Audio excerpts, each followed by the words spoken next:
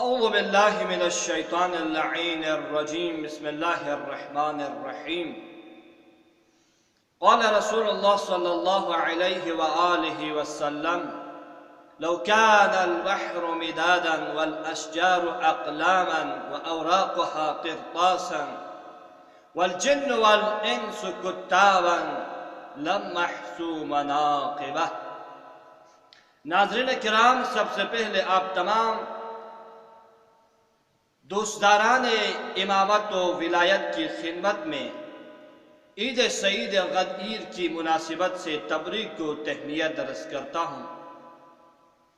چنانچہ اسی حوالے سے پیغمبر گرامی اسلام کا ایک معروف و مشہور حدیث جس میں آپ نے امیر المؤمنین کی فضیلت بیان کرتے ہوئے فرمایا لو كان البحر مدادا، اگر تمام دریا سیاہی بن جائے، والاشجار اقلاما، اور تمام درخت قلم بن جائے، وأوراقها قرطاسا، اور ان تمام درختوں کے پتے کاغذ بن جائے، والجن والانس کتابا، تمام جن و انس لکھنے بیٹھ جائیں کہ علی ابن ابی طالب کی فضیلت بیان کرنے کے لیے، تب بھی وہ لوگ علی ابن ابی طالب کی فضیلت کو شمار نہیں کر سکتے۔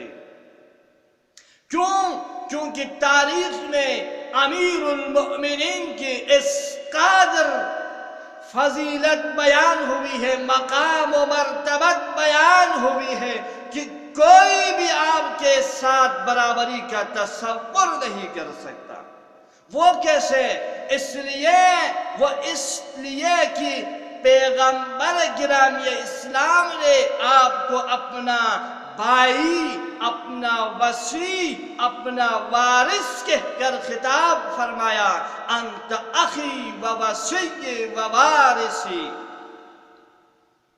اور جب پیغمبر گرامی اسلام مبعوث بے رسالت ہوا تو سب سے پہلے اس ایمان لے آنے والا امیر المؤمنین تھا۔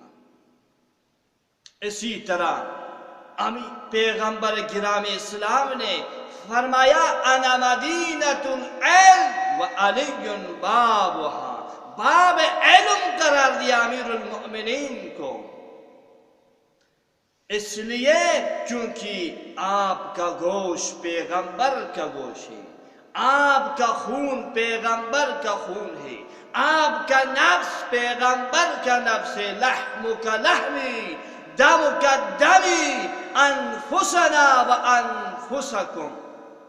اور سب سے مہم بات، سب سے بڑی بات جو پیغمبر گرامی اسلام نے آپ کی فضیلت کے بارے میں فرمایا، وہ میدان غدیر خم میں علی ابن ابی طالب کو تمام مؤمنات کا ولی، حاکم، سرپرست قرار دیتے ہوئے فرمایا من کنت مولاہ فہذا علی مولا۔